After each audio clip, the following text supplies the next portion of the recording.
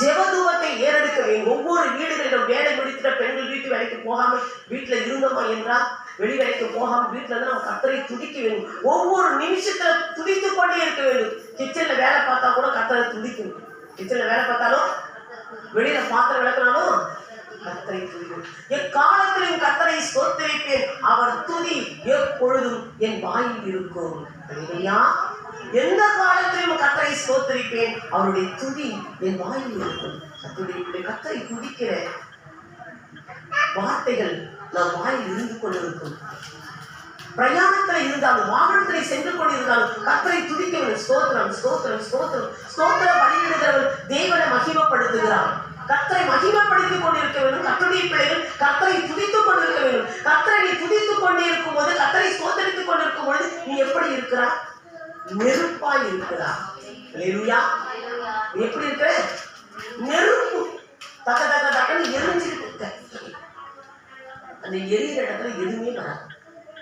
நெருப்பா இருந்த கிட்ட எது நெருங்கா? நெருப்பு கிட்ட எதுவும் என்ன பண்ணாது? எதுவுமே நெருப்பை பார்த்தோன்னே மற்றவர்களுக்கு பயம் உண்டாகும்.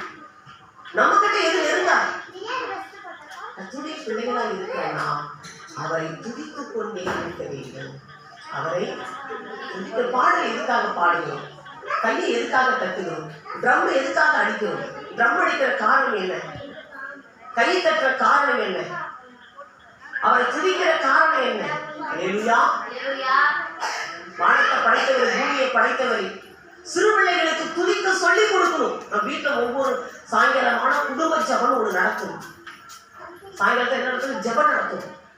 வீட்டிலே நம்ம ஜபம் குடும்ப ஜபம் நடத்தணும். வீட்டில் குடும்பம் ஒவ்வொரு குடும்பமும் ஜபம் பண்ணணும். சுவேதா தம்பியை வச்சுக்கிட்டு பாட்டு பாடிக்கிட்டு ஸ்தோத்திரம் பண்ணு, ஸ்தோத்திரம் பண்ணு, துதி துதி, அல்லேலூயா சொல்லு, அல்லேலூயா சொல்லு. பிள்ளைகளுக்கு கற்றுக் கொடுக்க வேண்டும். அல்லேலூயா. இந்த 2 பிள்ளைகளை உட்கார வச்சுக்கிட்டு, ரெண்டு பிள்ளைகளை உட்கார வச்சுக்கிட்டு அவங்களுக்கு ஸ்தோத்திரம் பண்ணு. அப்பதான் பிசாசு போகணும்.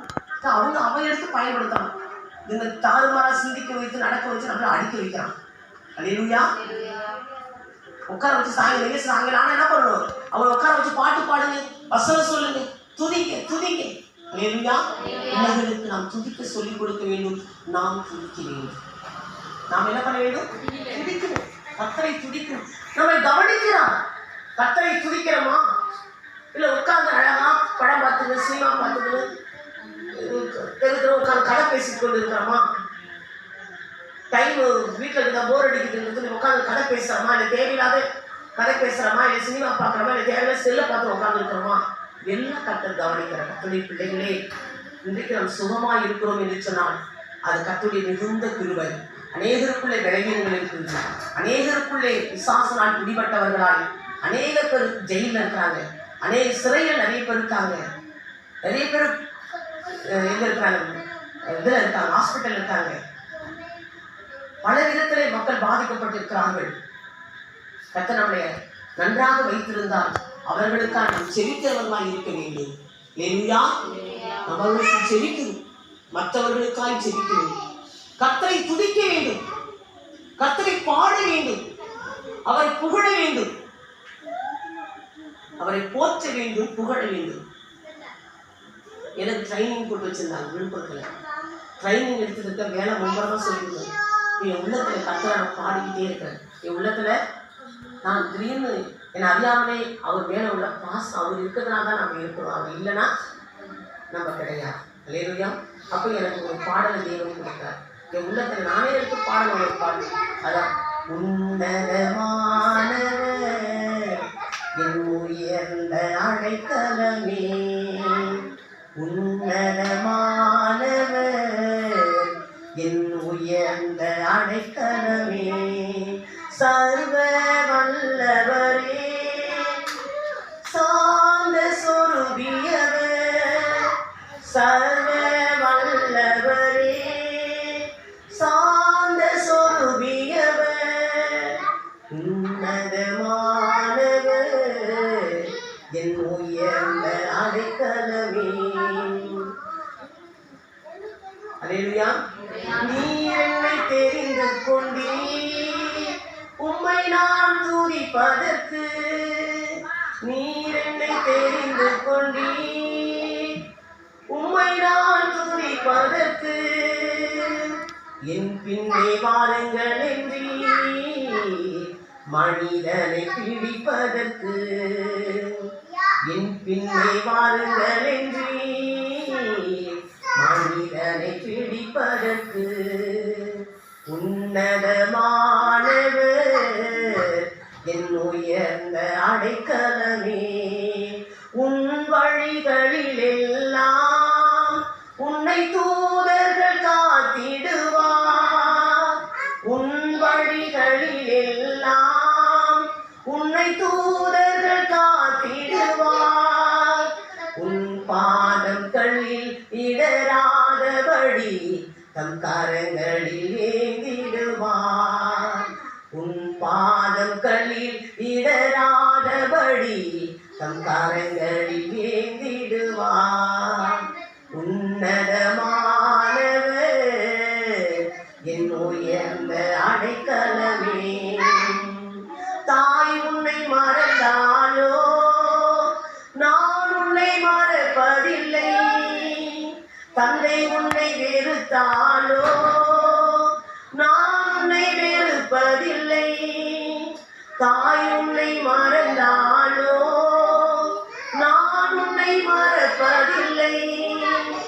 தந்தை உன்னை வெறுத்தாலோ நான் உன்னை வெறுப்பதில்லை. உலகத்தின் முடிவு வரை நான் உன்னோடு இருப்பேன் என்றே. உலகத்தின் முடிவு வரை நான் உன்னோடு இருப்பேன் என்றே. உன்னதமானவர் என் உயர்ந்த அடைக்கலமே. அல்லேலூயா. கர்த்தரை பாடி இந்த பாடலை கேட்டிருக்கீங்களா? இதை இந்த ராகத்தையும் இந்த பாடலையும் இந்த வரிசைகளையும் தேவன் எனக்கு உள்ளத்திலே உணர்த்தினார். வேலை செய்திருக்கிற ட்ரைனிங் பீரியட் இருக்கிற இந்த பாட்டை நான் எழுதலை, பேப்பர் அடிச்சு சும்மா எழுதலை. இல்லையா?